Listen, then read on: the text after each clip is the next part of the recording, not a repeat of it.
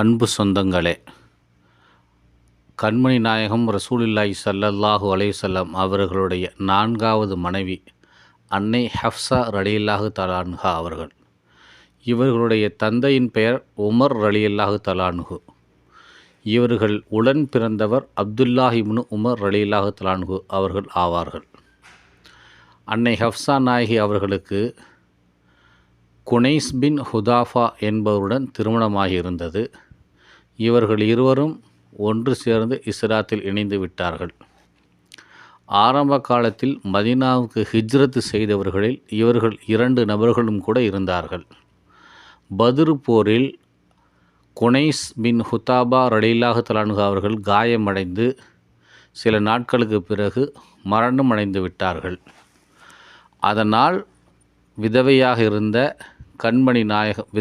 இருந்த ஹஃப்ஸா ரலியல்லாஹு தஆலா அன்ஹா அவர்களை கண்மணி நாயகம் ரசூலுல்லாஹி ஸல்லல்லாஹு அலைஹி வஸல்லம் திருமணம் செய்து கொண்டார்கள்.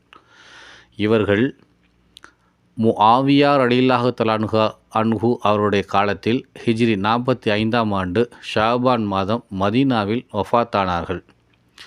இவர்களுக்கு மர்வான் பின் ஹக்கம் என்பவர்தான் அந்த ஊரின் கவர்னராக இருந்தவர். ஜனாசா தொழுகை தொழ வைத்தார். அப்துல்லா பின் உமர் ரலியல்லாஹு தஆலா அன்ஹு அவர்களுடைய மகன்களான ஆலிம், சாலிம், அப்துல்லா, ஹம்சா ஆகிய 4 நபர்களும் கபருக்குள் இறங்கி அத்தையின் தேகத்தை வாங்கி நல்லடக்கம் செய்தார்கள்.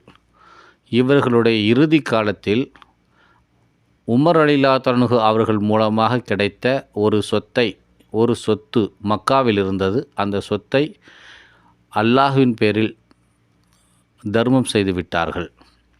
அன்னை ஹஃப்ஸா ரலியல்லாஹு தஆலா அன்ஹா அவர்கள் 60 ஹதீஸ்களை அறிவித்திருக்கிறார்கள். இவர்கள் மரணமடைந்த போது நோன்பு நோற்றிருந்தார்கள் என ஹதீஸுகளில் காணப்படுகிறது.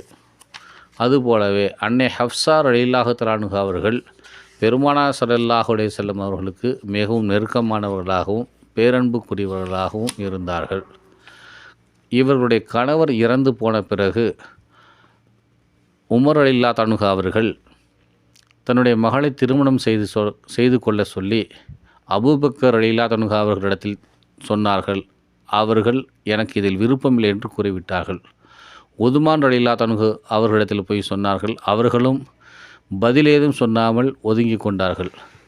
இந்த நிலையில்தான் ஹஜரத் பெருமானார் ஸல்லல்லாஹு அலைஹி வஸல்லம் அவர்கள் அன்னை ஹஃப்ஸா ரலியல்லாஹு அன்ஹா அவர்களை திருமணம் செய்து சந்தோஷமாக வாழ்ந்ததாக வரலாறு சொல்லி காட்டுகிறது.